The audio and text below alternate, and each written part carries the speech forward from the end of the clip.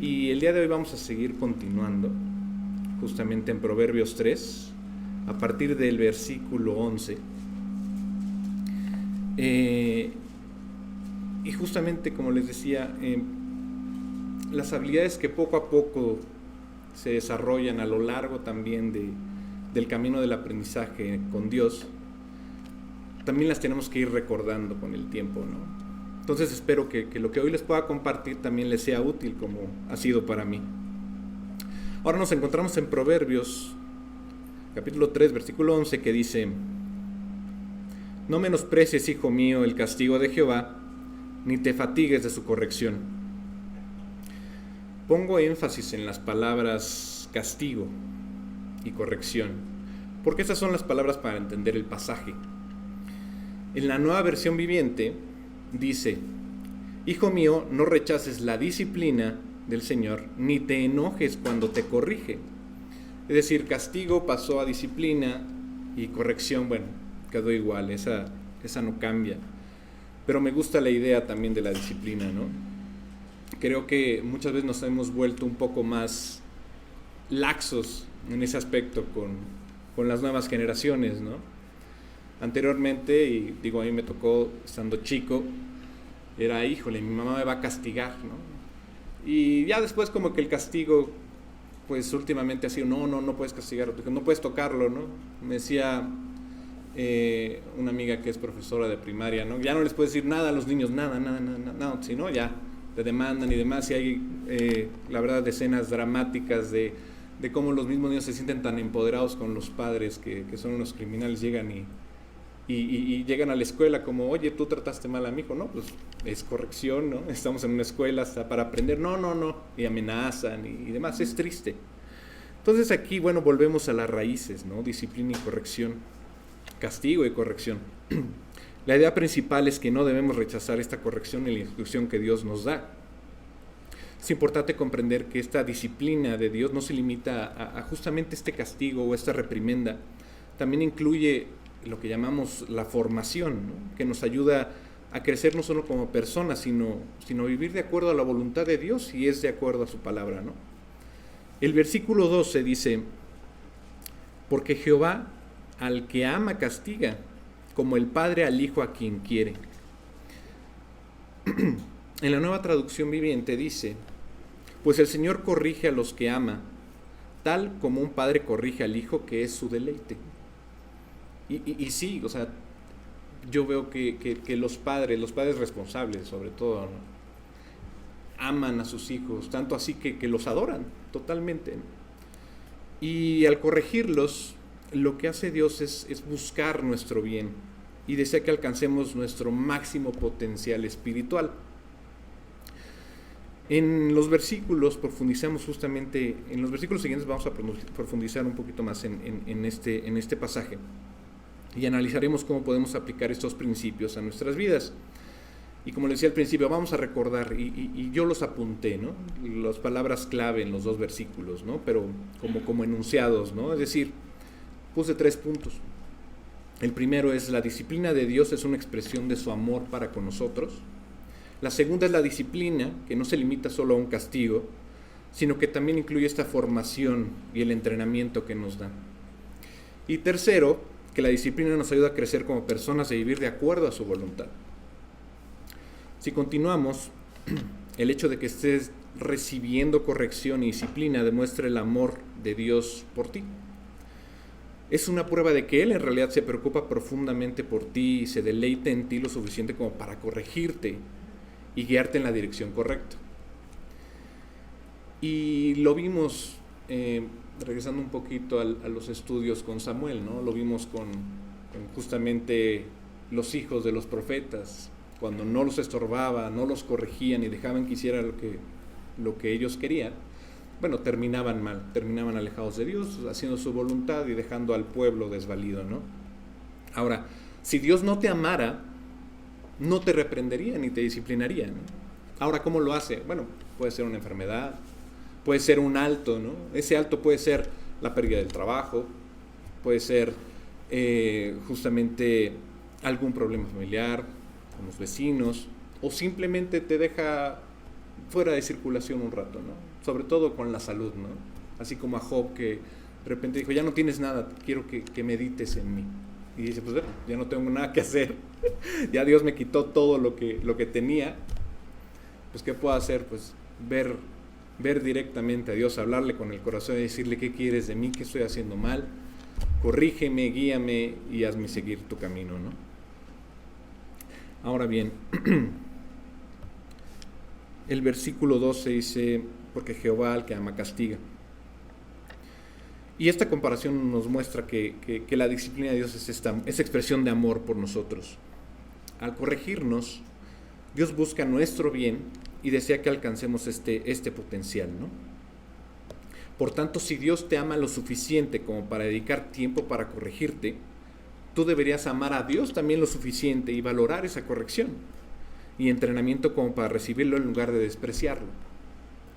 Podemos apreciar que el Señor tiene la intención de disciplinarnos, de corregirnos, de entrenarnos, y tenemos la oportunidad de elegir. ¿Despreciaremos esto? ¿Lo rechazaremos? ¿Y lucharemos contra ello? ¿O realmente lo vas a recibir?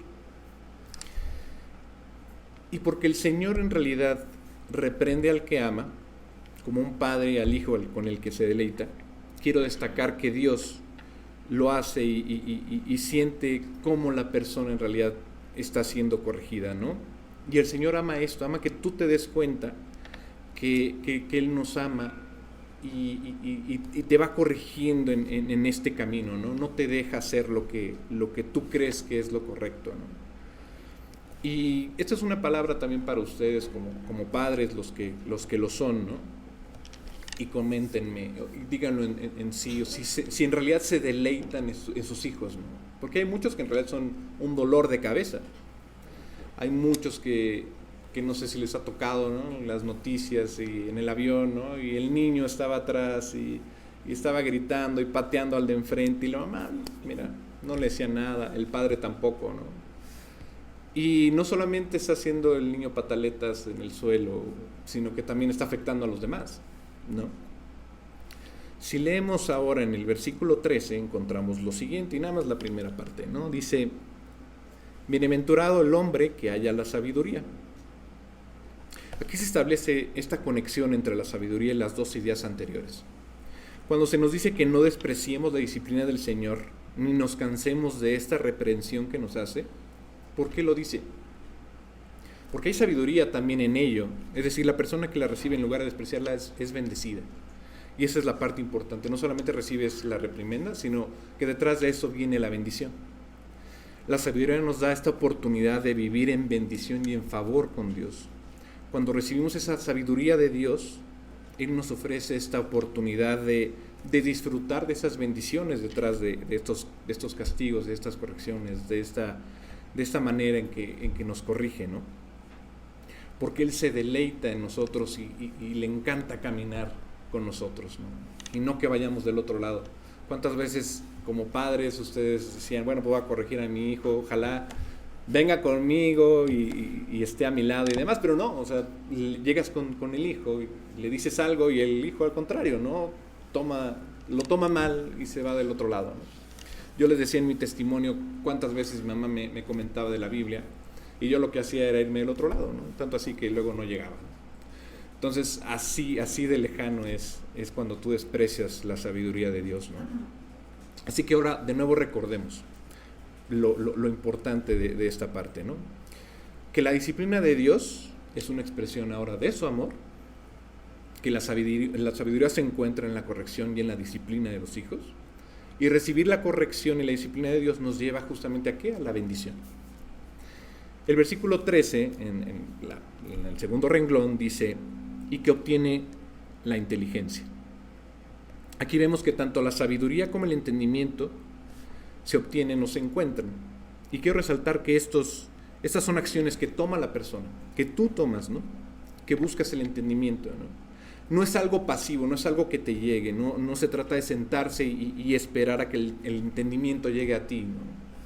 Sino en realidad, cuando la sabiduría se ofrece, cuando el entendimiento toca a tu puerta, debes levantarte y recibirlo, ¿no? Es una acción que tú debes tomar. Es lo que le decía a los hijos. si corrigen al hijo, el hijo toma la decisión, él toma la acción de decir, ok, la tomo y, bueno, corrijo, o simplemente cierro la puerta y me voy para el otro lado, ¿no? Debes buscar y perseguir la sabiduría con la intención de encontrarla y vivir la vida bendecida que Dios tiene para ti. Esta reprensión y esta disciplina son dos maneras de decir lo mismo, es decir, el entendimiento y la sabiduría también se repiten aquí, a veces con diferentes palabras, porque esto resuena con diferentes personas a cómo lo perciben, ¿no? Si tú ves justamente en bienaventurado el que haya sabiduría que obtiene la inteligencia, es una frase que se repite y lo vemos constantemente en los proverbios, ¿no? Y es importante prestar atención ahora en el versículo 14.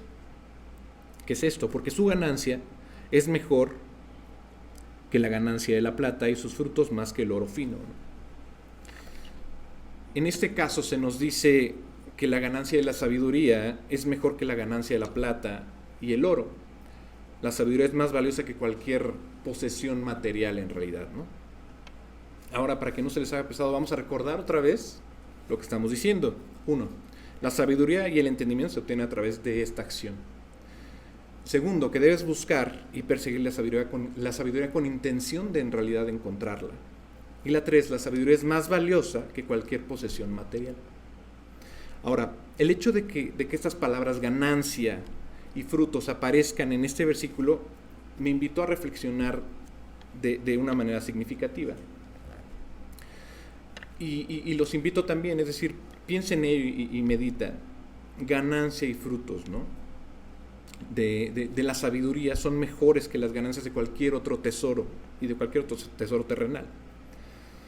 Yo estudié finanzas y parte de lo que he hecho es eso, decirle a la gente, ¿no? Oye, pues no solamente a la parte corporativa de las empresas, es que tienes financiamiento, tienes créditos, no, velo contigo, ¿no? Y a las personas, oye, pues ve tu presupuesto y demás, y todo esto en realidad yo lo heredé de mi mamá, ¿no? Y mamá de mi abuelo y de mi abuela, ¿no? Y es tan básico, pero siempre se nos olvida, ¿no? De tener el presupuesto, lo que voy a gastar, y lo que me paso gastando, ¿no? Que ya no tengo más y pues ahí vas y pagas, ¿no? Sobre todo, y digo, si lo vemos por generaciones, bueno, además del interés y que el dinero está más caro ahora y todo ha subido y los sueldos no, bueno, pues sabes que no alcanza, ¿no? Pero digo, Jesús lo había dicho, o sea, pobre siempre va a haber, pero más que la pobreza física es la pobreza espiritual, ¿no? Pero ahora, viendo que Salomón escribía sobre esto, que Salomón era el que no había pedido riquezas y Dios se las concede, yo puedo ver en este versículo que si lo tomo conforme a mi profesión, o sea, ganancias financieras, ¿no? O ganancias haciendo ejercicio, ¿no? En el gimnasio, ¿no? O incluso lo podemos ver, ganancias de sabiduría, ¿no? Cuando tú tomas la acción de decir, quiero aprender, quiero entender, quiero que me corrijan, ¿no? Salomón quiere que entiendas más bien la parte de la sabiduría, ¿no? Que es mucho más valiosa a largo plazo que las ganancias de cualquier otro tesoro. De hecho, la ganancia también la podemos comparar justamente con esto, con el oro, ¿no? Que hoy en día, por todos los temas tan bélicos que hay en Medio Oriente, bueno, pues sube. Y normalmente siempre sube el oro, ¿no? Y en el último año, pues ha seguido subiendo y subiendo, ¿no? Como que siempre está ahí, ¿no? Y todo el mundo dice, los países, ¿no? Que hacen en temporadas bélicas de crisis, pues a comprar oro, ¿no? ¿Por qué? Porque es lo mejor que pueden encontrar y lo mejor que se pueden defender a nivel financiero, ¿no? Ahora, en nuestra cultura, la sabiduría y el entendimiento no son tan valoradas como lo está valorado el dinero, ¿no? Vivimos en esta cultura obsesionada con las ganancias rápidas, ¿no? Con ganar dinero a toda costa. Y bueno, así han crecido las economías y demás, pero no por eso el mundo es más feliz, ¿no? O es más seguro, al contrario, tú lo puedes ver en nuestro país, ¿no? Seguridad, pues es lo menos que hay, ¿no? Sin embargo, la Biblia nos enseña que la verdadera riqueza se encuentra en la sabiduría y el entendimiento. Y esos son los tesoros que nos dan esta vida bendecida y significativa. Y si recordamos ahora lo que dijimos, ahí les va. 1. La sabiduría y el entendimiento son más valiosos que el dinero. 2, la verdadera riqueza se encuentra en la sabiduría y el entendimiento. Y 3, que la Biblia nos enseña a valorar la sabiduría y el entendimiento por encima de todo. Salomón quiere que comprendamos que la sabiduría y el entendimiento nos van a llevar mucho más lejos que el dinero. Y estos pueden ser aplicados en cualquier situación. Cuando gastas todo tu oro y tu plata, como en temporada de, bueno, como en la vida que vivía Salomón, oro y plata, y si lo traspolamos a nuestros días, ¿no? O sea, el dinero, el crédito, etcétera, y lo gastas todo, ¿qué te queda, no? Es más, gastas todo y aún así puedes gastar más porque tienes créditos, ¿no? Te lo da incluso la aplicación, ¿no? O sea, tengo Mercado Libre y de repente dice, oye, tienes un crédito, ¿no? Puedes sacar hasta $1,000 sin nada, casi, ¿no? Y así, bueno, porque pues, soy cliente desde, no sé, 10 años, ¿no? Y entonces ya te lo ponen ahí muy fácil, ¿no? Y hay algunas que son pues las estafas, ¿no? Oye, pues, sobre todo las que son Sofipos hoy en día, o que se dice Sofipos y demás, o que son entidades financieras que ya están así en la aplicación y te dicen, oye, mira, mándame tus datos, mándame tu IFE y demás, y ya te doy $5,000, ¿no? Pero pues ellos ya te quedaron con tus datos, ¿no? Entonces unas de esas están reguladas, otras no, es todo un riesgo, ¿no? Entonces si gastas todo eso y más, ¿qué te queda? Una gran deuda, ¿no? Sin embargo, la sabiduría y el entendimiento no se pueden agotar. Son recursos infinitos que se renuevan constantemente en la palabra de Dios. Ni siquiera el oro que les decía que siempre va revaluándose, la sabiduría mucho más, ¿no? Por lo tanto, debemos valorar la disciplina y la reprensión que viene del Señor. Aunque pueda llegar a través de alguien que no nos guste o que no pensamos esa reprensión o ese consejo, ¿no? Y es sabio y beneficioso recibir lo que la sabiduría nos ofrece. Y el entendimiento nos ayuda a recibir esa sabiduría y ser bendecidos, ¿no? Y vivir una vida bendecida te llena de sabiduría, te llena de entendimiento, pero sobre todo, más que esto, te lleva a ser humilde, porque si eres humilde recibes las cosas. Si eres orgulloso, al contrario, ¿no? Si necesitas ayuda, y lo sabes que necesitas ayuda, pero eres orgulloso, y te llega la ayuda, y dices, no, yo puedo solo. Obviamente, pues, no te van a poder ayudar, aunque tú lo necesites, ¿no? Pero en cambio, si eres humilde y te dices, oye, sí necesito tu ayuda, pues la recibes, ¿no? Por eso hay que ser, pues, sí, tener esta actitud de aprender, de ser humilde y recibir de Dios, ¿no? Sobre todo si le pides esta ayuda, ¿no? Y tienes esta acción de, ok, quiero recibir la corrección, en lugar de, ok, ya me llegó la corrección, mejor me voy al otro lado y no quiero saber nada, mejor me siento humilde y recibo la ayuda, ¿no? Y como decimos, la sabiduría es mejor que el oro, más preciosa que las joyas, nada que deseemos puede compararse con ella, ¿no? Ahora, los 3 puntos de esta parte, ¿no? Bueno, ahora les puse 4. La sabiduría y el entendimiento son más valiosos que el dinero. La sabiduría y el entendimiento son recursos infinitos. La humildad es necesaria para recibir la sabiduría y el entendimiento. Y la sabiduría es el tesoro más valioso que podemos poseer. Aquí se nos dice que la sabiduría es ganancia, es un beneficio, es valiosa y que nada que deseemos puede compararse con ella. La idea de la sabiduría está en un nivel mucho más superior que el dinero y las posesiones, ¿no? El dinero puede llegar hasta cierto punto, ¿no? Y solo puede hacer algunas cosas por ti en realidad, ¿no? Es un medio de cambio. Escuchaba un físico, bueno, astrofísico, que decía, si pudiéramos llegar mucho más fácil a las estrellas, todos seríamos millonarios. ¿Por qué? Porque las estrellas están hechas de diamantes y oros y piedras preciosas y demás, ¿no? Bueno, pues sigan esperando, ¿no? De todas formas, aunque llegara y todos fueran millonarios, pues, ¿para qué? De todas formas, no serviría de nada, ¿no? De todas formas, la casa que hoy vale 10, si todos fueran millonarios, te la dejarían en 1 millón, ¿no? O 10 millones, o lo que sea, ¿no? No nos alcanzaría de todas formas, ¿no? El dinero puede ayudarte, sí, a navegar por la vida, ¿no? Pero la sabiduría y el entendimiento te ayudan a vivir una vida bendecida. Y el dinero no te da esa capacidad de ser bendecido. Hay personas que tienen y pues no lo disfrutan, no se sienten bendecidos. Hay personas que no tienen y disfrutan lo que tienen, ¿no? O lo contrario, no depende en realidad de la parte física, ¿no?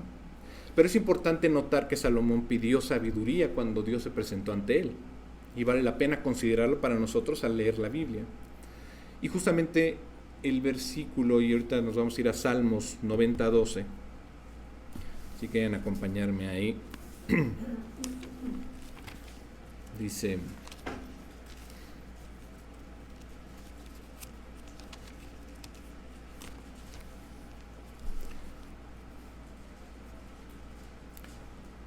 Dice, enséñanos de tal modo a contar nuestros días que traigamos al corazón sabiduría, ¿no? Es decir, comparaban nuestra vida con un libro. Y sí, en la Biblia viene el libro de la vida, ¿no? El de Dios, donde queremos estar.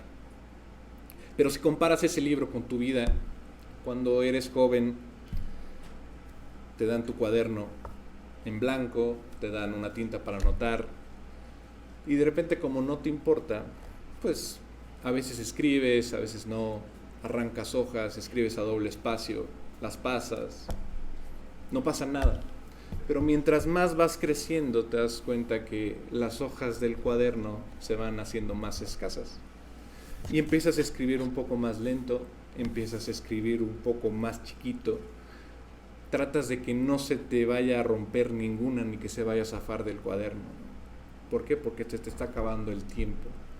Sobre todo porque si tú le haces caso a Dios y le dices, Dios, corrígeme y dame sabiduría, es lo que te dice Salmos 9:12, ¿no? Trae a mi corazón sabiduría y enséñame de tal modo a vivir que cuenten en realidad mis días, ¿no? Esa es mi interpretación. Y si ahora, si ustedes van a Efesios 5, del 15 al 17, y me acompañan, a ver si llego antes que ustedes. Sí llegué.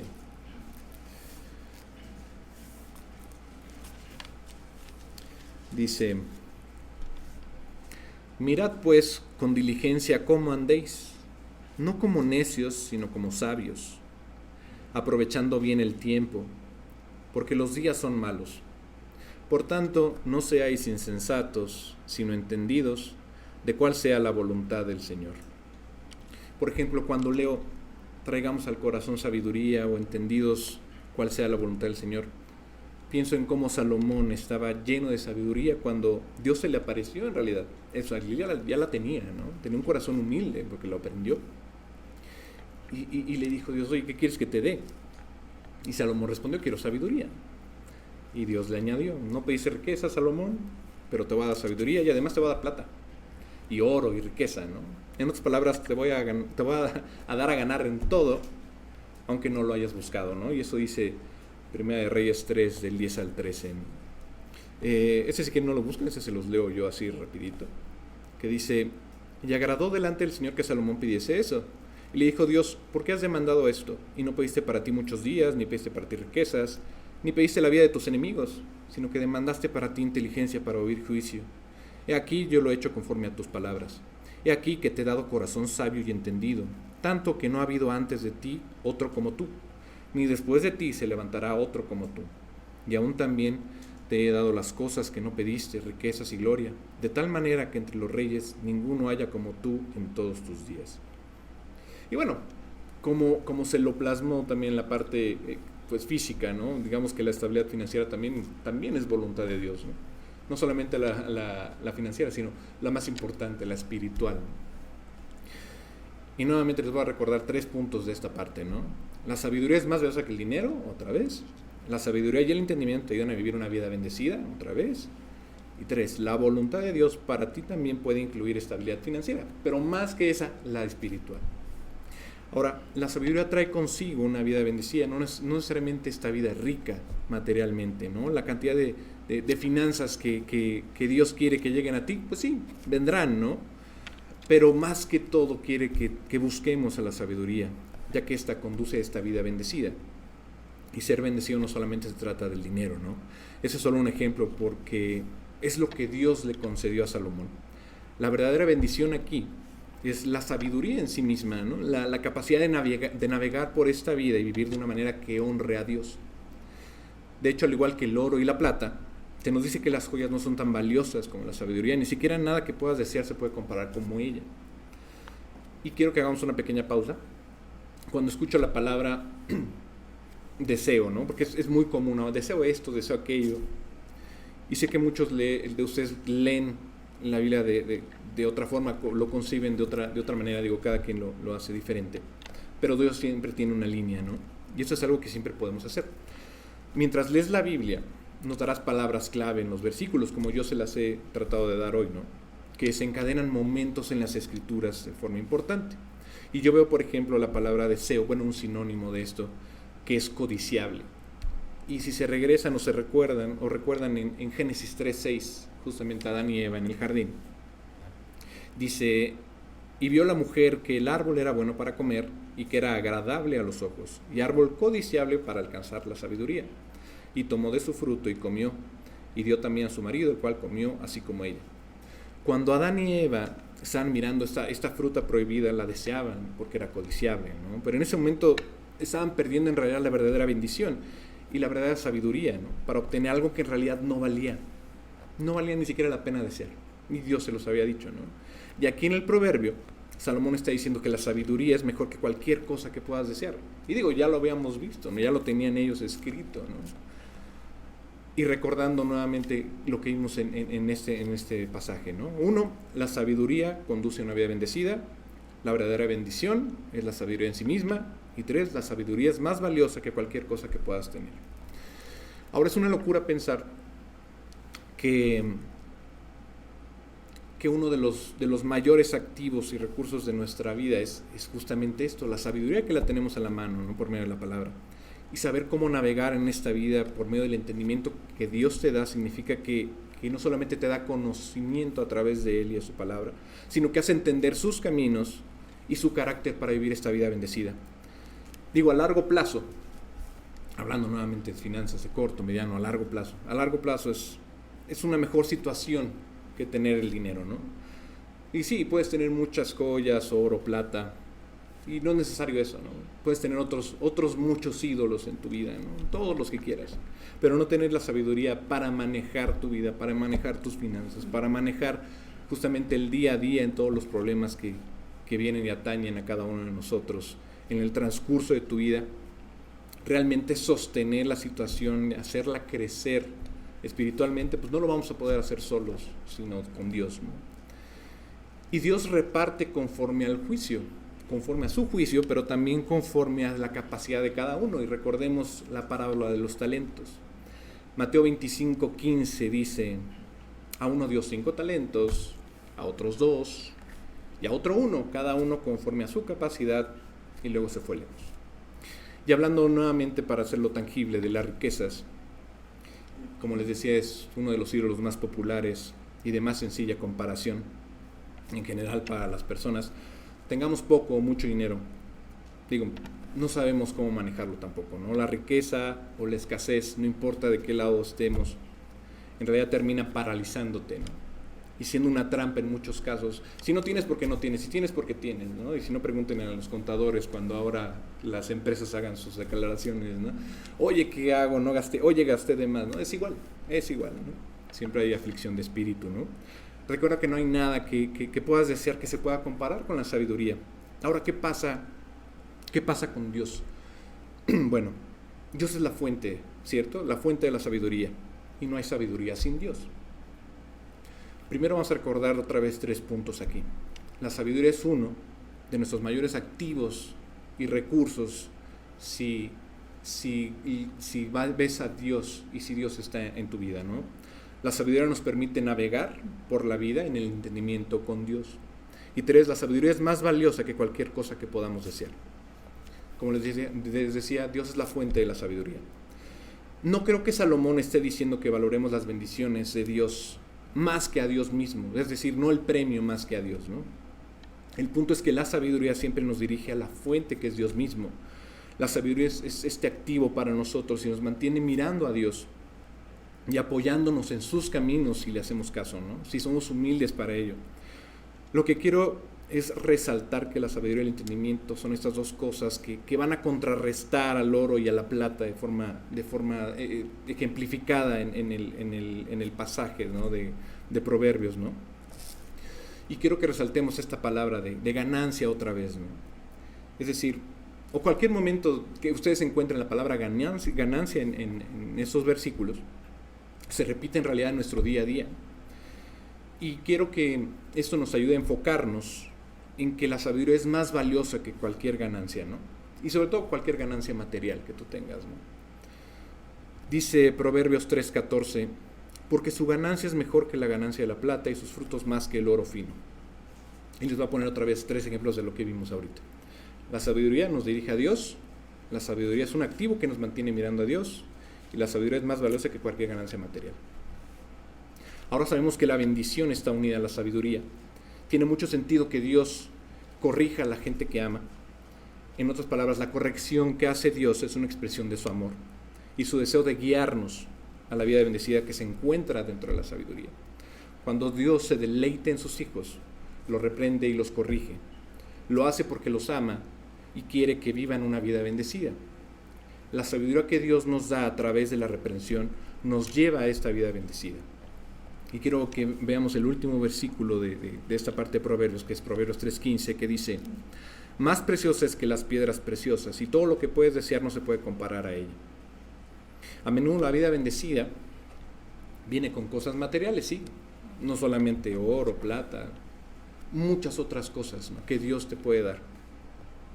Pero creo que lo importante, y lo encontré en Salmos 37, checando algunos de los videos de Alex, en la parte del 24 al 26 dice, Salmos 37, 24 al 26, cuando el hombre cayere no quedará postrado, porque Jehová sostiene su mano. Dice, joven fui y he envejecido, y no he visto justo desamparado ni su descendencia que mendigue pan. En todo tiempo tiene misericordia y presta, y su descendencia es para bendición. Es decir, Dios quiere darnos estas cosas, pero lo que más quiere es darnos esta sabiduría, que en realidad es lo más preciado que nos comparte la palabra de Proverbios, ¿no? Cuando obtenemos cosas materiales, debemos recordar que no son tan valiosas como Dios y su sabiduría. Yo espero que con estos pequeños puntos que les di hoy, Dios los bendiga, ¿no? Y esas son mis conclusiones. Y también se los voy a poner como 3 puntos. La corrección de Dios es una expresión de su amor. La sabiduría nos lleva a una vida bendecida. Y Dios quiere darnos su sabiduría y también cosas materiales. Y una de las cosas materiales que en realidad Dios da, y recuerdo el estudio anterior que les compartía justamente cuando veíamos Amazing Grace, y la vida de Newton John, es un ejemplo de otra canción que salió más o menos como en 2015, y le digo canción porque himno, pues, o sea, pues, ya saben, ¿no? Temas ya de si es popular o no. Me gusta el ejemplo que tiene la canción de fondo, me gusta cómo se originó. Es una canción que se llama Waymaker, que significa algo así como creador o hacedor de caminos. Es de una cantante y compositora nigeriana que se llama Sinach. Y ella en el 2015 la lanzó. Ahora, ¿por qué la lanza? Porque ella vivía unos momentos fuertes en su vida, en su ministerio, porque lleva un ministerio. Digo, no conozco bien qué es lo que hace, pero sé que detrás de la canción venían momentos difíciles para ella espiritualmente, ¿no? Y ella le pedía a Dios ayuda y le pedía a Dios justamente que la llenara de su espíritu. Y justamente pidiendo en oración, ella recordaba mucho a Abraham, ¿no? Y decía, ¿por qué recuerdo tanto a Abraham? ¿No? A ver, Dios, dime qué pasa, ¿no? Y decía cómo Abraham había dejado su tierra, había dejado su familia, por una promesa de algo que no veía, ¿no? Una promesa de Dios. Decía, tú vete de aquí, quiero que salgas de esta zona en la que no te mueves, en la que no accionas, en la que yo te voy a hacer mejor espiritualmente, te voy a llevar a que te deleites conmigo y yo contigo. Te voy a llevar a una tierra lejana y voy a hacer que mi nombre crezca con tu descendencia, ¿no? Y pues sí, dejó todo y se fue. Y la Biblia dice que Abraham, ¿no?, le creyó a Dios. Y esta chica, Sinach, pensó justamente en esa promesa que Dios le daba sin saber. Y fue como ella comenzó a hacer una canción en donde estaba saliendo de una zona que era de confort espiritualmente, una zona donde estaba muy tranquila y demás, pero empezó a vivir pruebas fuertes y eso le empezó a mover. Y Dios dijo, tienes que salir de aquí, escúchame. Y le empezaba a corregir.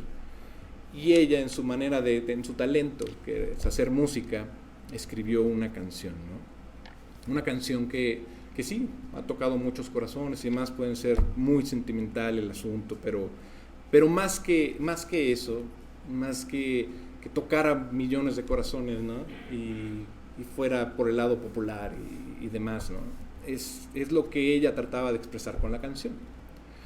Y la canción dice, ¿no? En su letra, ¿no? Dice, aquí estás, te vemos mover, te adoraré. Aquí estás, obrando en mí, te adoraré.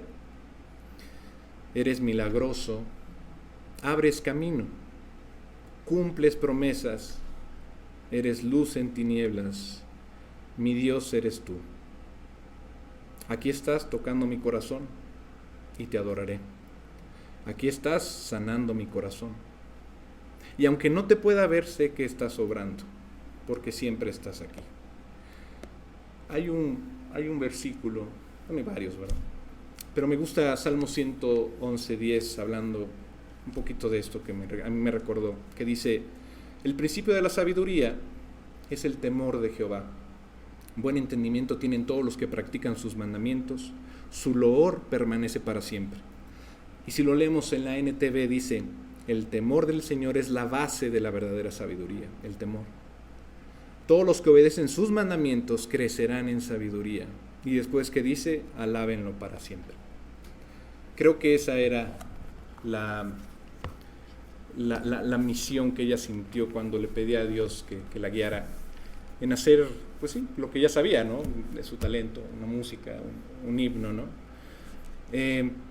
Pero creo que cada uno con sus propios talentos, como dice el versículo, de acuerdo a su propia capacidad, pues ¿qué vas a hacer con ellos, no?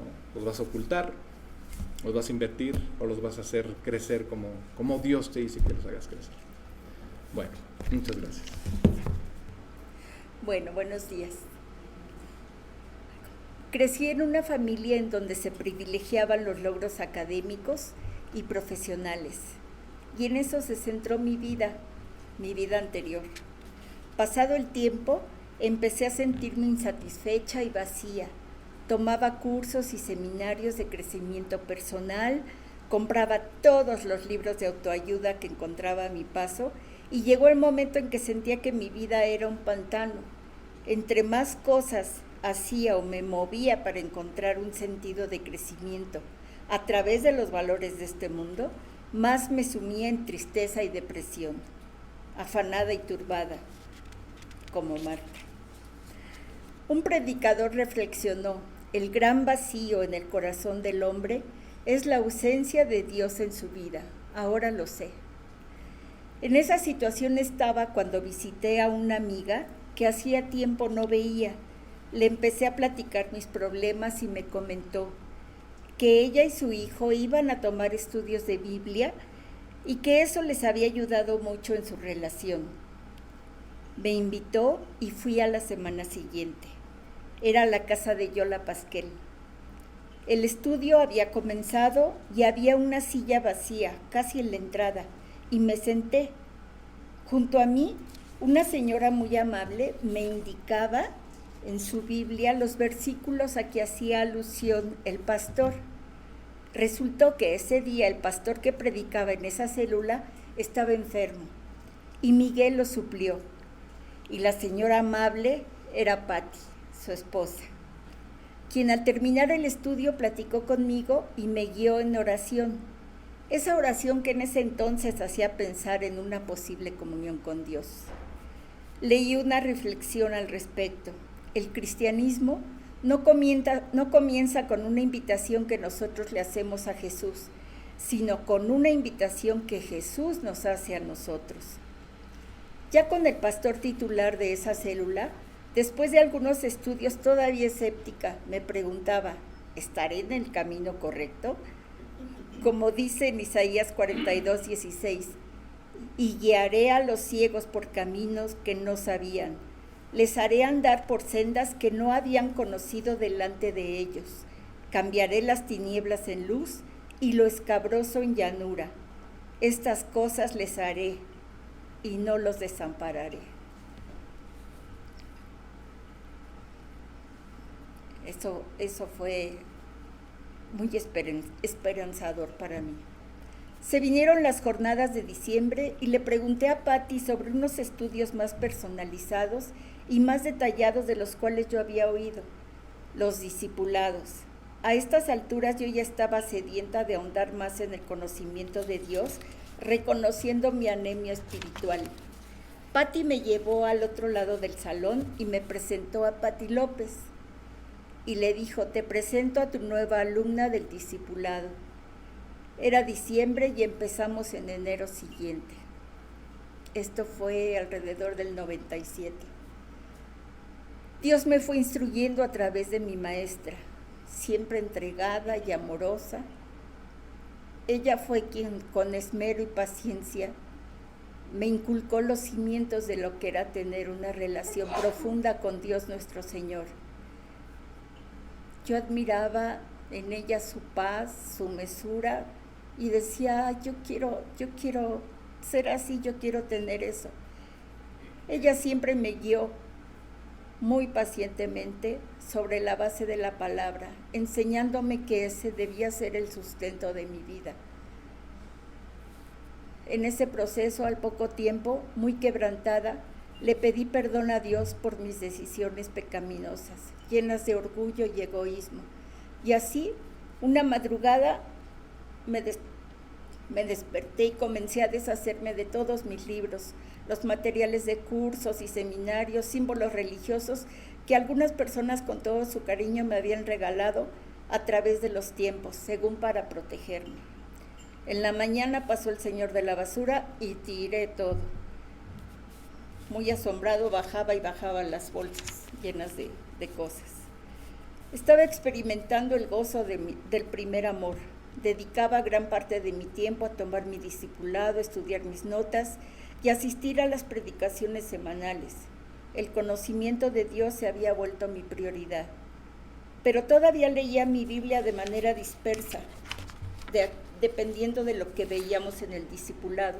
Hasta hace unos cuantos años comencé a guiarme por el plan anual de lecturas y por consecuencia tuve un mayor contexto en mi lectura y en mi aprendizaje, dando paso a una relación cada vez más profunda con nuestro Santo Padre. Pasado el tiempo decidí cambiarme de célula y me fui a Gutenberg.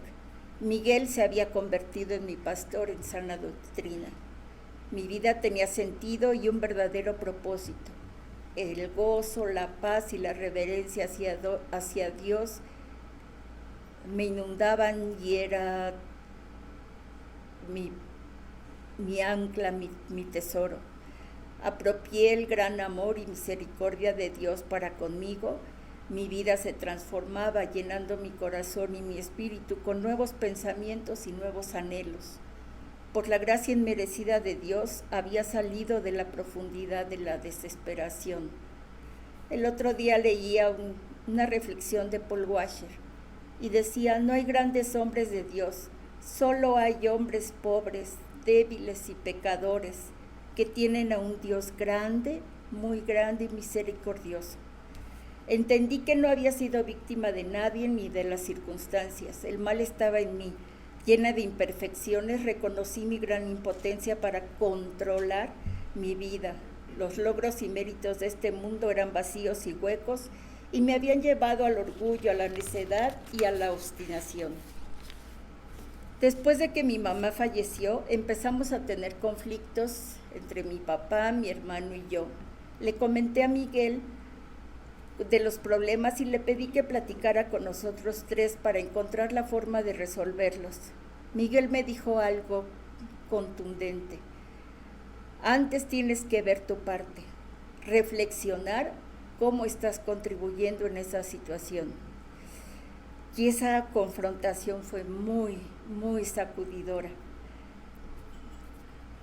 Y ahora trato de, cada vez que hay problemas, empezar por ahí. El sacrificio de Jesús había pagado mi rescate para sacarme de la esclavitud al pecado, prometiéndome esperanza y un maravilloso futuro, aunque no lo obtenga en esta vida. Las pruebas y disciplinas han sido duras, pero gracias a ellas mi fe descansa en la certeza del amor, cuidado y misericordia de Él, y que siempre su voluntad será buena, agradable y perfecta, y que aún conociendo todo de mí, aún así me sigue amando con paciencia y misericordia, y ese es mi mayor consuelo. Doy gracias a Dios porque me tuvo la paciencia y misericordia suficientes para no haber muerto antes de conocerlo, porque si no hubiera estado del otro lado. Como dice la promesa en Isaías, yo te escogí, yo te sostendré. Esto. Gracias. Bueno, como les he dicho, la forma de actuar de Dios en cada persona es diferente y cada testimonio nosotros vemos siempre su poder y su amor. A final de cuentas, la palabra dice, no me elegisteis vosotros a mí, sino que yo os elegí a vosotros y os he puesto para que vayáis y llevéis fruto y vuestro fruto permanezca. Para que todo lo que pidierais al Padre en mi nombre, Él os lo dé. Por eso es tan importante aprender la reverencia a Dios. Y uno de los problemas que la mayoría tenemos, aún como creyentes, es lo que dice este pasaje que les voy a leer, Cantares 2:15, que dice, cazadnos las zorras, las pequeñas zorras que destruyen, que echan a perder las viñas, porque nuestras viñas están en cierne, o sea, en flor. Nosotros ya sabemos que esas pequeñas zorras son ese tipo de pecados que vemos como pequeños, pero que según este pasaje pueden echar a perder nuestra relación con Dios.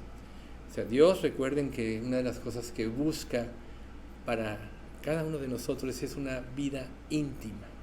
Es como, por ejemplo, un matrimonio. Recuerden que el matrimonio lo ideó Dios, lo puso para que nosotros tuviéramos una idea de cuál es la relación que Él quiere tener con nosotros, en el caso de Cristo y la iglesia, como Él, como el que va a desposar a la iglesia. Y una de las cosas que nosotros buscamos como seres humanos en matrimonio, pues es exactamente lo que dice la Escritura, la ayuda idónea. Pero resulta que el egoísmo rige nuestras vidas y muchos detallitos que nosotros podemos considerar insignificantes echan a perder la relación. Y todo esto siempre, recuerden que todos los problemas que nosotros tenemos en la vida es producto de nuestra relación con Dios. Por eso siempre primero es Dios. Entonces, esos zorros pequeños precisamente son ese tipo de pecados que perturban o echan a perder una relación. Por eso es que Dios, una de las cosas que quiere, primero que nada, es nuestra sinceridad y nuestra transparencia. Y tú pensarás, bueno, pero ¿cómo puedo ser sincero con Dios? Si muchas veces ni siquiera nosotros alcanzamos a ser sinceros con nosotros mismos, porque dentro de nuestra mente está el afán y la ansiedad. Y esto perturba nuestro pensamiento. Por eso es que Dios en múltiples ocasiones de nuestra vida nos mete en circunstancias donde nos frena para ayudarnos a pensar, así como una enfermedad o alguna circunstancia en la vida. Pero lo más importante es que esas pequeñas zorras pueden echar a perder nuestra relación con Dios y tienen el potencial de afectarla totalmente. Dios siempre está dispuesto. Si tú ya eres salvo porque te arrepentiste y creíste, Dios siempre te va a ver de la misma manera. Te va a ver perfecto a través de los ojos de Jesús. El problema nunca está en Dios, porque Él decidió, y ya vamos a ahondar en esa parte, derramar en nosotros su misericordia, su gracia y su amor. Y Él no cambia. Cuando pensamos que Dios cambia, más bien es porque nosotros tenemos mala conciencia por el pecado que nosotros tenemos, que no hemos querido arreglar con Dios, o que minimizamos por no querer enfrentar. ¿Quién quiere enfrentar el pecado? ¿Sí? Pero Dios, y según el estudio que estamos viendo, precisamente se llama la santidad de Dios, y esta parte que es la justicia santa, Dios quiere precisamente que vivamos en santidad para poder gozarse y que nosotros nos requeríamos en su amor. Dios no necesita nada de nosotros, como algunos predicadores falsamente dicen. Él es completo en sí mismo. Nosotros somos los que necesitamos de Él. Y Él, a través de su Hijo, decidió darnos o demostrarnos su gran amor. Nunca alcanzaremos a comprender la grandeza del sacrificio de Jesús, todo lo que Él sufrió. Pero nada más para tenerlo en mente. Él pagó por el infierno eterno de todos los pecados, de todos aquellos que pongan su fe y su confianza en Él. Entonces, para nosotros lo más importante en la vida es mantener nuestra relación con Dios. Y vemos en el caso de Adán y Eva. Tenían una relación libre con Dios como creador y criatura. ¿Pero qué echó a perder esa relación? El pecado, la desobediencia. La desobediencia vino por falta de confianza en lo que Dios decía. Por lo tanto, esas pequeñas zorras que nosotros en nuestra vida permitimos es falta de confianza en Dios. La confianza es muy difícil que nosotros podamos tenerle confianza a alguien, porque desde que tenemos uso de razón hemos sido engañados, hemos sido víctimas de mentiras, de malos tratos, y lógico, nosotros aprendimos a hacer lo mismo con los demás, con nuestro prójimo, y tristemente muchas veces lo hacemos con nuestros hijos. Por eso es que las culpas de los padres recaerán sobre los hijos hasta la tercera y cuarta generación de los que me aborrecen. Pero ¿qué es aquello que levanta esas pequeñas zorras que echan a perder las viñas? Es el orgullo, es nuestro orgullo. Si nosotros fuéramos humildes, recibiríamos con ansia, recibiríamos con gratitud las instrucciones de Dios, pero siempre nos estamos rebelando. Somos duros de corazón. Como le decía Dios a los fariseos hipócritas, sepulcros blanqueados, que se presentan a la verdad justos ante los hombres, pero están llenos de rapacidad y de maldad. Y eso es lo que nosotros en diferentes grados de maldad somos.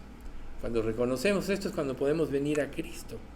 Pero una vez que Dios nos reconcilia porque nos arrepentimos y creímos, y Dios nos equipa dándonos un nuevo corazón, dándonos un nuevo espíritu para poder relacionarnos libremente con Él, darnos la mente de Cristo, una manera nueva de aprender a ver las cosas y de pensar, y darnos su Espíritu Santo, que es el que nos va a ayudar a entender la voluntad de Dios, la palabra de Dios, el camino de su voluntad, y nos va a dar la fuerza, además, para obedecer.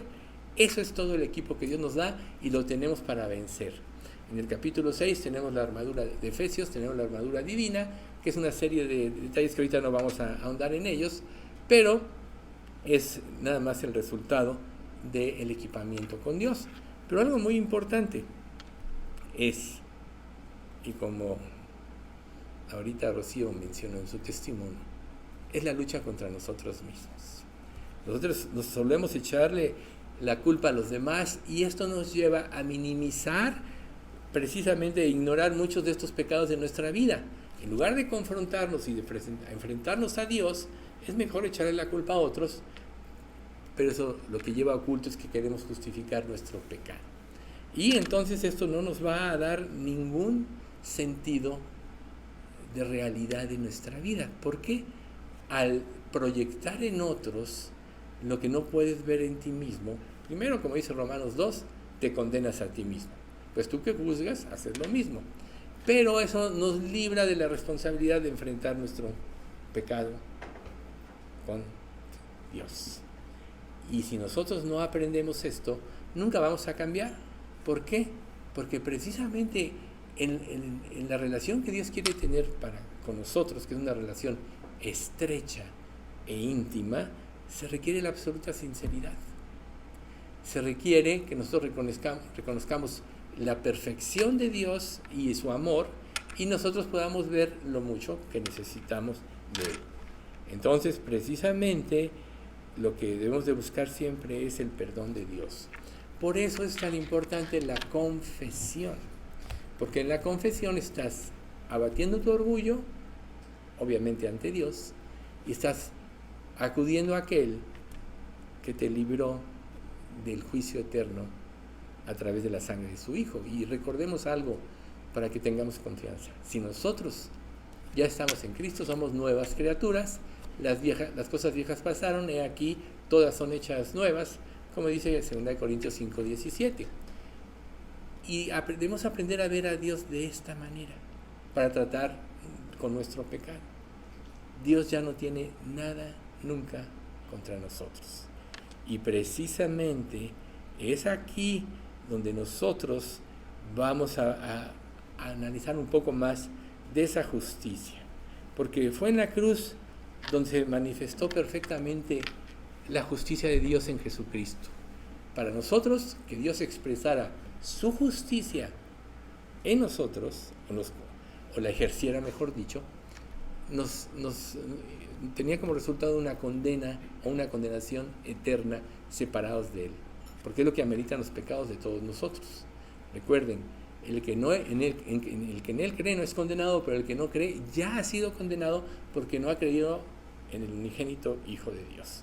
Y esta es la condenación, que la luz vino al mundo y los hombres amaron más las tinieblas que la luz, porque sus obras eran malas. Mas el que practica la verdad viene a la luz para que sea manifiesto que sus obras son hechas en Él. Ahí está, la honestidad y el no querer ir a Dios. Las personas no quieren ir a Dios porque en lo profundo no quieren dejar de pecar. Han encontrado su gozo y su satisfacción en esto, pero viven en el más grande engaño. Recuerden que Satanás es un mentiroso. Jesús le dijo a los fariseos cuando estaban alegando de que ellos eran descendencia de Abraham, que su padre era Dios. Jesús les dice: vuestro padre es el diablo, y los deseos de vuestro padre queréis hacer. Él ha sido homicida desde el principio y no hay verdad en él, porque es mentiroso y padre de mentira. Cuando habla lo suyo, dice,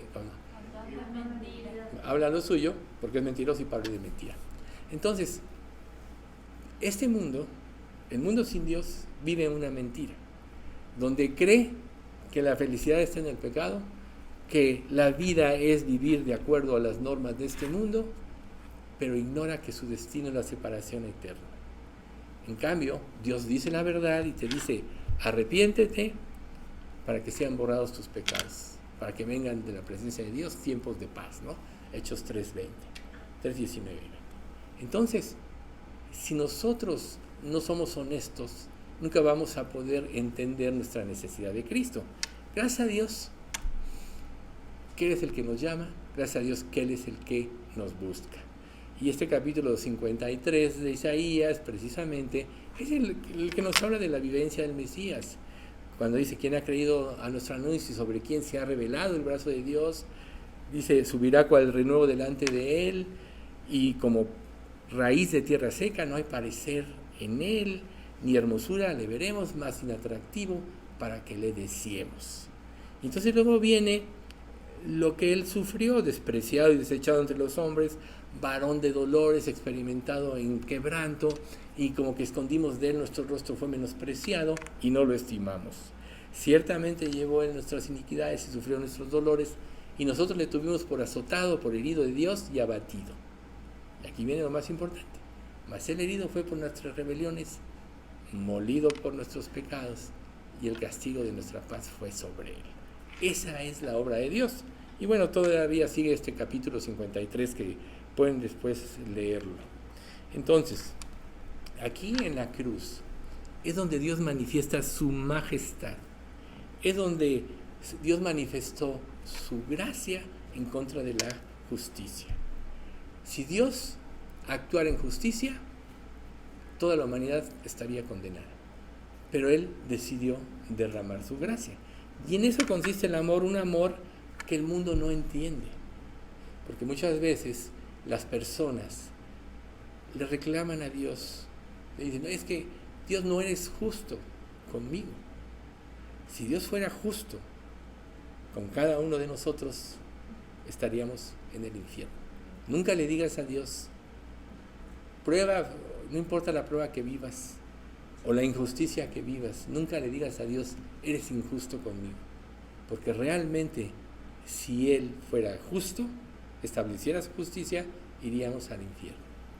Entonces, nosotros vemos que en Dios existen dos cosas muy importantes: la justicia, que nos lleva al infierno, y la gracia, que es lo que nos libra de ir al infierno. Y el curso normal de Dios en esta vida es la gracia. Recuerden lo que dice en Job: Él mira sobre los hombres, y al que dijere, pequé y pervertí lo recto y no me ha aprovechado, Dios redimirá su alma para que no pase al sepulcro, y su vida se verá en luz. He aquí todas estas cosas hace Dios 2 y 3 veces con el hombre, para apartar su alma del sepulcro y ponerlos en la luz de los vivientes. Entonces, a veces nosotros como creyentes nos acostumbramos a vivir en la gracia, y se nos olvida que la gracia es un favor de Dios, es un don inmerecido. Por gracia sois salvos por medio de la fe, y esto no de vosotros, pues es un don de Dios, no por obras, o sea, no por lo que hagamos, para que nadie se gloríe. Nadie puede ganar la salvación por ser bueno, por portarse bien, porque todos pecamos de una u otra manera, y es lo primero que tenemos que entender para poder ir al Mesías. Jesús le dijo a sus discípulos, en ese tiempo estaban ahí algunos que contaban acerca de los galileos cuya sangre Pilato había mezclado con los sacrificios de ellos. Respondiendo Jesús les dijo: ¿pensáis que estos galileos, porque perecieron tales cosas, eran más pecadores que todos los galileos? Os digo, no. Antes, si no os arrepentís, todos pereceréis igualmente. O aquellos 18 sobre los cuales cayó la torre en Siloé y los mató, ¿pensáis que eran más culpables que los hombres que habitan en Jerusalén? Os digo, no. Antes, si no os arrepentís, todos pereceréis igualmente. Esas palabras duras para muchos, y si esto sucediera hoy en la actualidad, el mundo iría en contra de Jesús, porque diría: oye, qué injusto eres. ¿Qué culpa tenían esos hombres a quien Pilato mezcló su sangre con los sacrificios? O estos sobre los cuales cayó la torre de Siloé, en Siloé. A lo mejor estaban en el momento adecuado, en el lugar inadecuado, y les cayó la desgracia. Y Jesús les dice: ¿pensaban que ellos eran más pecadores que ustedes? No. O sea, Dios decide otorgar misericordia a quien Él quiere, y a quien no quiere no se lo otorga. Y eso no hace a Dios injusto. Nosotros en la vida podemos pensar muchas cosas, pero es muy fácil juzgar a Dios. Este mundo juzga a Dios. ¿Por qué los niños de Biafra? ¿Por qué la gente tanto sufre? Y no se dan cuenta que las injusticias que se viven es en forma horizontal, del hombre hacia el hombre, nunca en forma vertical, del hombre hacia Dios. Recuerden que Dios dice en Isaías: alzad vuestros ojos a los cielos y mirad abajo a la tierra. O sea, la justicia que viene de Dios siempre es perfecta. Nunca le digas a Dios: hazme justicia, porque si la hiciera, pobre de ti. Y mucha gente le gusta tachar a Dios de injusto, cuando no se da cuenta que en su paciencia Él está esperando que todos procedan al arrepentimiento, como dice en 2 de Pedro: el Señor no retarda su promesa, según algunos la tienen por tardanza, sino que es paciente para con nosotros, no queriendo que ninguno perezca, sino que todos procedan al arrepentimiento. Entonces muchos podrían razonar, hablando de una manera irónica: bueno, es que Dios, estabas muy ocupado, tú eres una persona omnisciente, omnipresente. A lo mejor estabas muy ocupado viendo la estabilidad y la armonía del universo, y descuidaste ese momento sobre los cuales Pilato mezcló la sangre de ellos. O a lo mejor estabas viendo que los pajarillos se alimentaran, o contando los cabellos de una persona, y te descuidaste y cayó sobre ellos la torre de Siloé. La gente así piensa, pero Dios no es así. O sea, el conflicto entre el ser humano y Dios es ¿Cómo Dios puede permitir que una persona inocente sufra? Y no, nosotros sufrimos a causa del pecado. Dios hizo al hombre a su imagen y semejanza y le dio todo. Pero en su decisión, el hombre decidió tomar el camino incorrecto. Recuerden, Dios dice, he aquí, no se adormecerá ni dormirá el que guarda a Israel. O sea, Dios es omnisciente, no se cansa. Él no duerme, trabaja día y noche. Para nosotros, que somos finitos, contamos el tiempo. Dios nos dio las horas de descanso, precisamente para que nos recuperamos. Dios no necesita eso. Si bien es cierto que después de la creación Dios descansó el séptimo día, Él lo estableció como un día santo para que el hombre se desocupara de sus labores y pusiese sus ojos fuera, pusiese sus ojos en Él. Por eso se llama el día santo. Sin embargo, Jesús reprendió a la gente y les dijo claramente, no estén viendo la posible circunstancia que vivieron unos y otros no. Si no os arrepentís, todos pereceréis igualmente. Aquí Dios nos está diciendo algo muy importante. Arrepentimiento. Darse la vuelta. Cambiar de parecer.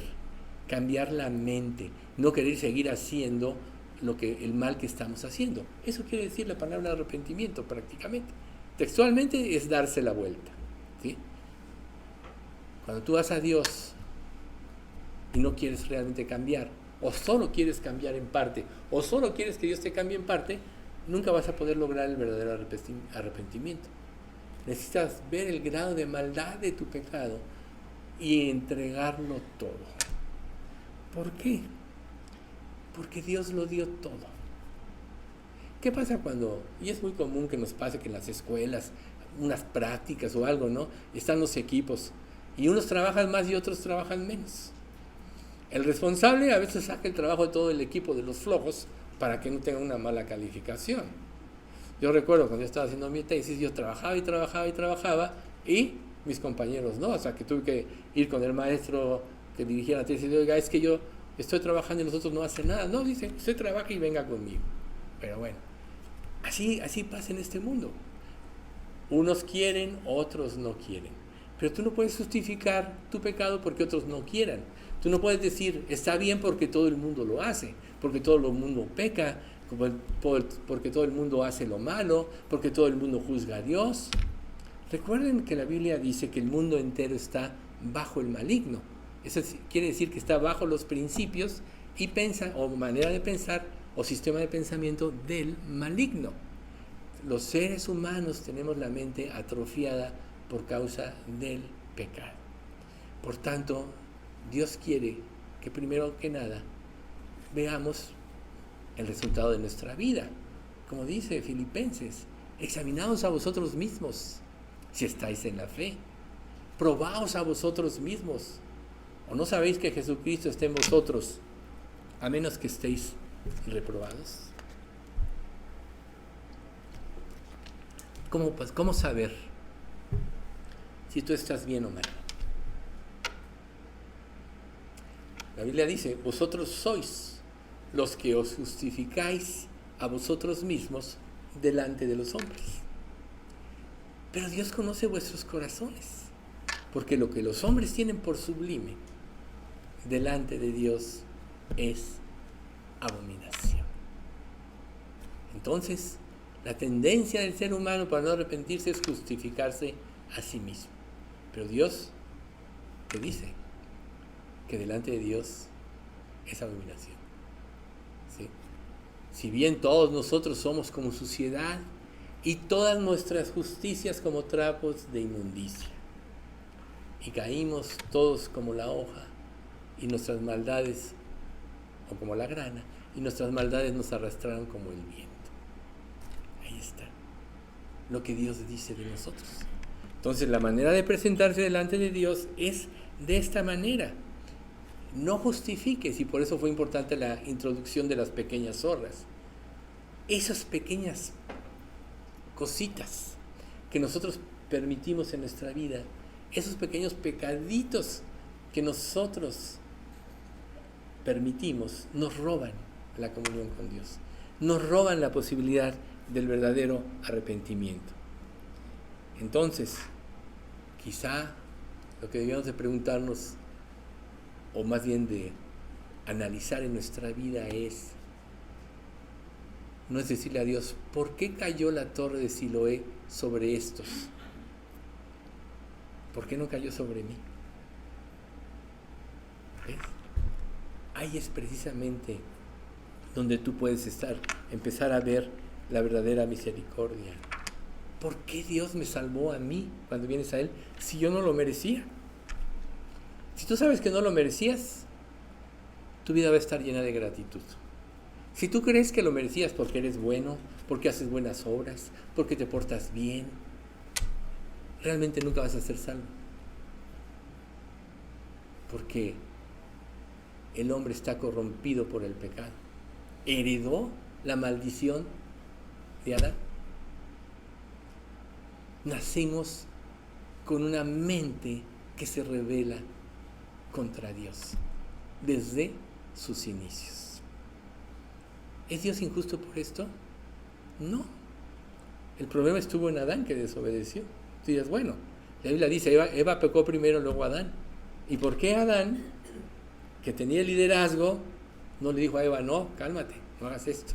No, cayó redondito y más fácil. Solo se manifestó lo que había en su corazón.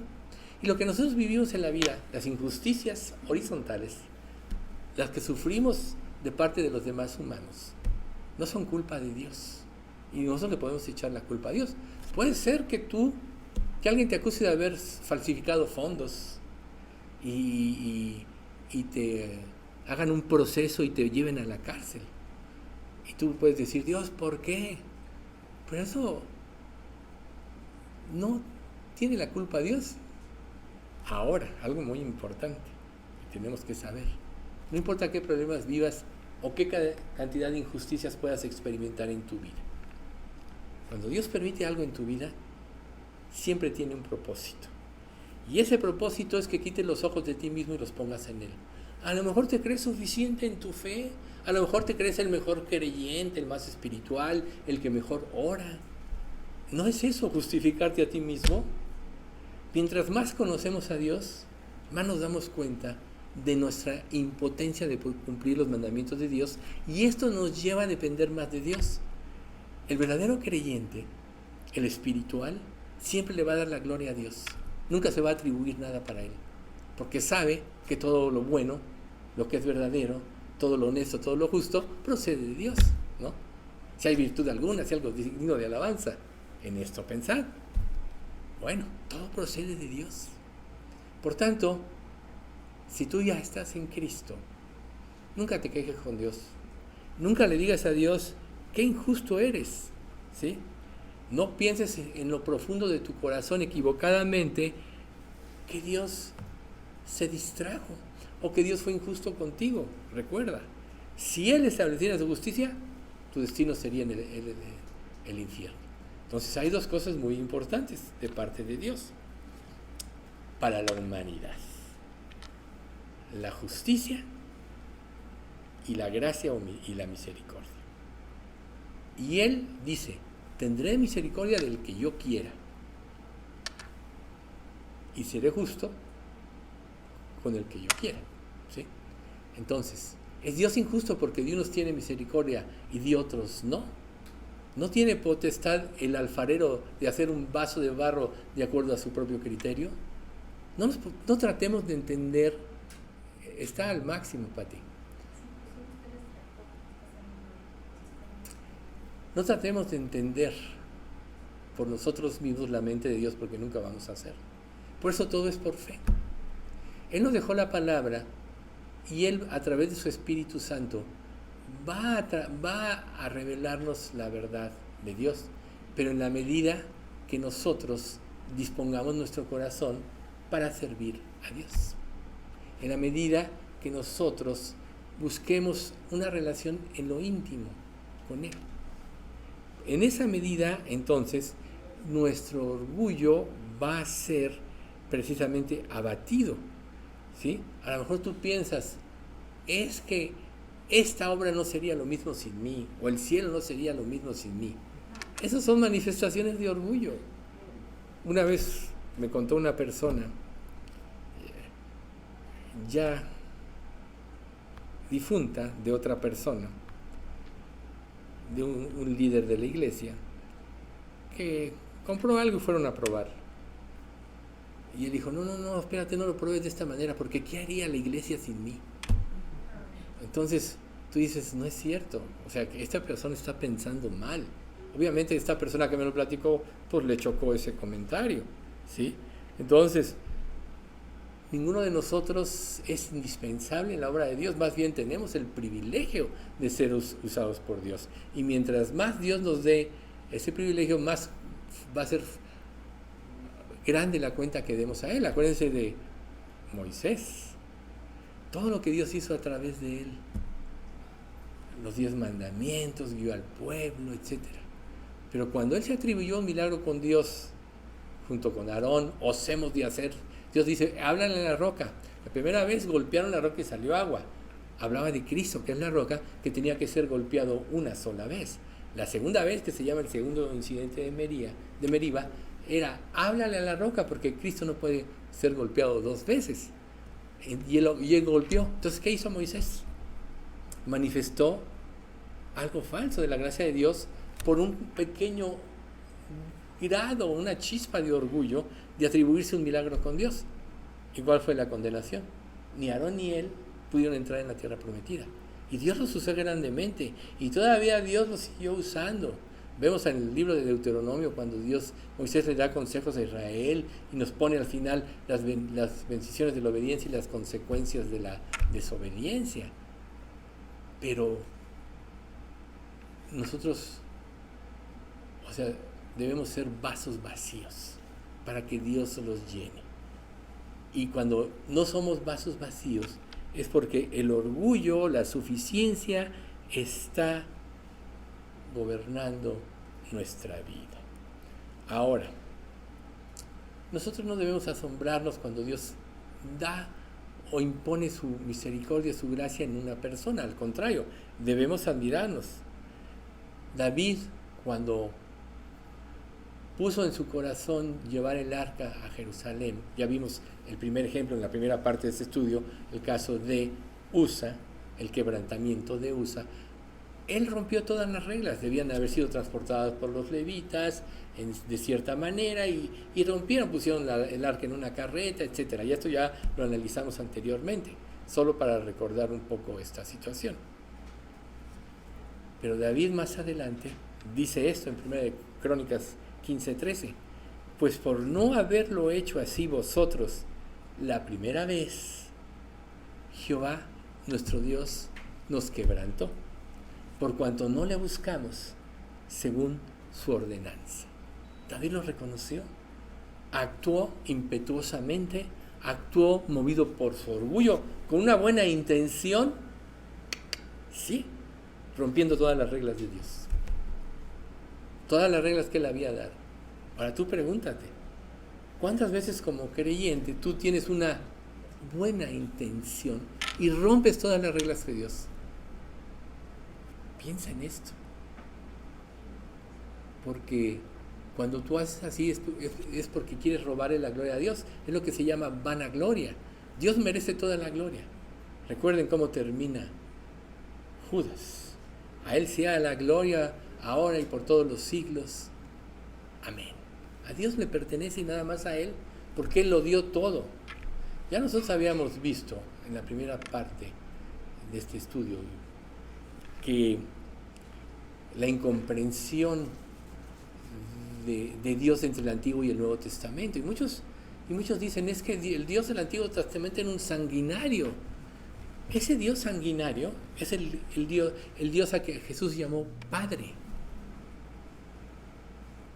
Ese Dios sanguinario que muchos acusan de injusto en la antigüedad, ay, ¿por qué destruyó a las tierras de Canaán, etcétera? Hoy vemos el conflicto de Israel con Gaza. Esos son los descendientes de los Hamás, son los descendientes de Esaú, de los filisteos, otros, etcétera. ¿Y por qué? ¿Y por qué? Más bien deberíamos de preguntarnos, ¿por qué Israel no obedeció? ¿Sí? ¿Por qué Israel siguió su propio camino y no siguió el mandamiento de Dios? Han sufrido miles de años por esto. Y siguen sufriendo todavía ahorita. Y vemos las mismas mentiras. Todo el mundo le echa la culpa a Israel cuando ellos fueron los agredidos. Ah, sí, qué malos, se está muriendo la gente. Sí, pero no dejan de ver otras cosas que la gente no ve. Que usan a los humanos como escudos y todo esto. Entonces, siempre el engañador va a tratar de engañar y muchas personas se van a ir con la finta. ¿Por qué? ¿Por qué tú te puedes ir? ¿Por qué tú puedes ser engañado por una mentira? Porque muy en lo profundo quieres ser justificado de tu pecado. Recuerden, la transferencia. Si este es culpable, entonces yo soy inocente. Si este es más pecador, entonces y merece el infierno, entonces yo no tanto porque no soy tan pecador. No es así. Dios es un Dios de términos absolutos. Él dice, el que no es conmigo, contra mí es. Y el que conmigo no recoge, desparrama. Entonces, ¿con Dios estamos o no estamos? Entonces, uno de los peligros, aunque Dios derrama su gracia por amor, es acostumbrarnos a la gracia. Y en lugar de verlo como un don o un favor inmerecido, luego la demandamos. Ese es un error muy grande, porque Dios no tiene obligación. Entonces yo estaba diciendo hace un momento que el mayor acto de injusticia que pudiéramos pensar que Dios pudo haber hecho es crucificar a su Hijo en la cruz. Recuerden, Él nunca pecó, no hubo engaño en su boca. Él quiso voluntariamente dar su vida. Él dijo, yo doy mi vida, yo recibí este mandamiento, tengo el poder de dar mi vida y de volverla a tomar. Pero Él pagó injustamente, y ahí por eso empezamos con Isaías, quien ha creído en nuestro anuncio, etc. Entonces, ¿por qué estamos juzgando a Dios? Porque no es justo, porque unos actúan bien y otros no. Por eso la Biblia nos dice en Lucas 17:10, cuando hayáis hecho todo lo que tenías que hacer, o lo que os ha sido ordenado, decid, siervos inútiles somos, pues lo que deberíamos hacer, hicimos. Cuando tú cumplas toda tu vida en obediencia, nunca vas a dejar de ser un siervo inútil. ¿Por qué? ¿Dios te quiere humillar? No. Al contrario, te quiere bendecir. Porque la única manera en que Dios te bendice es cuando tú dispones tu corazón. Es cuando tú abates tu orgullo. Volvemos a las pequeñas zorras. Son una evidencia de nuestro orgullo. Es decir, tú tienes este mandamiento, no mientas, pero yo puedo manejarlo de acuerdo a mi criterio.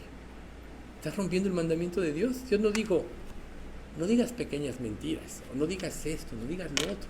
No dijo, no mentirás, no matarás, no codiciarás. Ay, Dios, es que solo codicié tantito. ¿No sabían ustedes que un pequeño pecado, una zorra, afecta a nuestra mente y nos lleva a pecados más grandes? Y así sucesivamente. Eso se llama la espiral descendente. Quiere decir que pecado añade pecado. ¿Qué es lo único que puede romper esta espiral descendente? El arrepentimiento. Hace rato expuso Mauricio todas las bendiciones de Salomón. Pero ahora yo les voy a decir la segunda parte. Dios le dio todas esas bendiciones, pero él desobedeció. Dios le dijo, no te cases con mujeres extranjeras. Y él amó a las heteas, a las amorreas, etcétera, a la descendencia de Amón, de Moab, a la descendencia de Saúl. ¿Y qué hicieron ellas cuando él ya era grande y viejo? Inclinaron su corazón a la falsa adoración. ¿Y qué propició esto en Israel? El rompimiento del reino, la decadencia. Ya de por sí, todas las tribus competían entre sí mismas. por el poder. Había muchos problemas. La Biblia no siempre nos deja ver esto, ¿no? Pero había 2 tribus principales: Efraín al norte, Judá al sur. Y Salomón, con su desobediencia, recuerden lo que Dios le dice a través del profeta Ahías: por cuanto no obedeciste, tu reino será roto. 10 tribus se te quitarán, ¿no? Entonces, en el libro de Eclesiastés nosotros vemos la conclusión de Salomón muy buena. No hay fin de hacer muchos libros, y el mucho estudio es fatiga de la carne. El fin de todo el discurso oído es este: teme a Dios y guarda sus mandamientos, porque esto es el todo del hombre. ¿Por qué no quedarnos con eso? Por supuesto que Dios nos muestra los errores de Salomón, nos muestra los errores de David. Hay una diferencia muy grande entre David. Sí, David pecó con Betsabé, asesinó, pero él siempre tuvo una relación honesta con Dios y siempre se arrepintió. Salomón, con la sabiduría que Dios le dio, no sabemos a cuándo llegó a este grado. La Biblia no nos lo dice, pero sí hubo consecuencias. Quizá esta parte última de Eclesiastés sea una manera de expresar: con toda la sabiduría que Dios me dio, con todo lo que yo discerní, debí haber buscado, seguido el mandamiento, el consejo de mi padre: no te alejes de Dios. Y hoy es este mismo consejo que Dios te da. Dios está derramando en ti su gracia y su misericordia. No juegues con eso. Teme, vive agradecido. ¿Cómo puedes tú temer y ser agradecido? Obedeciendo, no minimizando el pecado, sino saber que esto nos lleva a más pecado y nos deteriora la mente y el corazón. Y tristemente, cuando esto pasa, a las personas que primeramente afectamos es a los que más queremos. ¿A quién afectó la desobediencia de Salomón? A su hijo Roboam y a su descendencia. Solo gracias a la fidelidad de Dios y a la promesa que Dios le hizo a David, que bajo su descendencia vendría el Mesías, Dios le preservó la tribu de Judá. Pero Salomón, Roboam, perdió. Entonces, el pecado nos hace egoístas, el pecado nos hace dañar a quien más queremos, No permitamos nada. En el matrimonio, por ejemplo, la honestidad es básica. Una pequeña mentirita entre cónyuges, actos de deshonestidad, destruyen una relación. Y cuando se pierde la confianza, qué difícil es recuperarla. Muchas veces es casi imposible. Si realmente tenemos una relación correcta con Dios, recuerden que todo empieza de nuestra relación con Dios, entonces vamos a tener una relación correcta con los demás. Pero recuerden que Dios dijo: dejará el hombre a su padre y a su madre y se unirá a su mujer y serán una sola carne. Lo que Dios unió, no lo separe el hombre. Claro que eso lo olvidó Salomón. Eso también lo omitió David, ¿verdad? Y por eso sufrieron tanto. Pero serán una sola carne. ¿Cómo voy a actuar contra mí mismo, con mi cónyuge? ¿Cómo voy a dañar? Me lo estoy dañando a mí mismo. Si eso te sucede, es que no hay verdadero amor. Pero recuerden que todo principia en nuestra relación con Dios. Y Él nos dice: sed santos porque yo soy santo. No hay injusticia de parte de Dios. Las injusticias de la vida son lo que sufrimos a causa de consecuencia del pecado. Sí puede haber cosas injustas, sí le puedes pedir a Dios que te ayude, sí le puedes pedir a Dios que haga justicia en tu relación, pero nunca le eches la culpa a Dios de la injusticia que vives, porque Él tiene un propósito.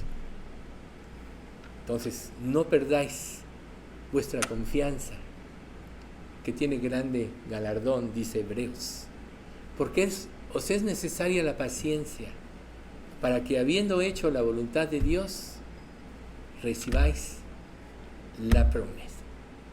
No pierdas tu confianza. Y todo lo demás a tu alrededor, si tienes una buena relación con Dios, se va a arreglar. En el sentido de una relación correcta. Problemas siempre van a existir. Siempre va a haber. Pero recuerda lo que dice la Escritura. El que ama a su esposa a sí mismo se ama. Y Jesús amó a la iglesia y se entregó a sí mismo por ella. El amor verdadero, para concluir, no consiste en recibir, consiste en dar. Si tú vas al matrimonio con la expectativa de que vas a recibir, ya fracasó tu matrimonio. Recuerden, porque de tal manera amó Dios al mundo que dio a su Hijo. Y su Hijo se dio por amor a su iglesia. Y nosotros somos la iglesia a quien Dios va a desposar. ¿Cómo te vas a presentar? Primera de Juan dice, y ahora, hijitos, capítulo 2, permaneced en Él, para que cuando se manifieste tengamos confianza, para que en su venida no nos alejemos de Él avergonzados. ¿Qué tipo de persona vas a ser tú el día que se presente Dios? Si tienes mala conciencia de algo, confiesa, arrepiéntete, cambia tu actitud y cambia tu conducta. Porque si no lo haces, vas a ir cayendo en peores pecados. Te vas a ir nublando, a espiral descendente. Solo el arrepentimiento rompe la espiral descendente. Y con el arrepentimiento entras a la espiral ascendente, que es cada día estar más cerca de Dios y cada día tener una relación más estrecha y profunda con Dios. Vamos a dar gracias. Padre Santo, te queremos alabar y bendecir y darte gracias por las enseñanzas que tú nos trajiste el día de hoy a través de los proverbios, a través de este estudio de la santidad. Queremos pedirte, Señor, que pongas en nuestro corazón el deseo de amarte más que todas las cosas y que produzcas en nosotros el tener una relación íntima y estrecha contigo, basado en la confianza de tu amor y en que tú no te equivocas porque eres un Dios perfecto. Perdónanos, Padre, todas aquellas cosas con las cuales te hemos ofendido, todas aquellas veces que no hemos confiado en ti, que hemos dudado de tu amor, de tu provisión, y danos la certeza de tu amor, porque tú tienes promesas muy grandes en las cuales, si te buscamos, tú nos darás todo lo necesario. Por tanto, no permitas que pongamos el corazón tanto en nuestras necesidades, sino más bien en tener una relación correcta contigo, porque tú no eres deudor de nadie. Señor, nos ponemos en tus manos y te rogamos, Padre, que tú que conoces los corazones, si aquí hay alguien que realmente no se ha rendido ante ti, tú le des esa convicción a través de tu Espíritu que lo lleve al arrepentimiento y la fe para que sea salvo. Concédenos esto, Padre, te lo pedimos en nombre de nuestro Señor Jesucristo. Amén.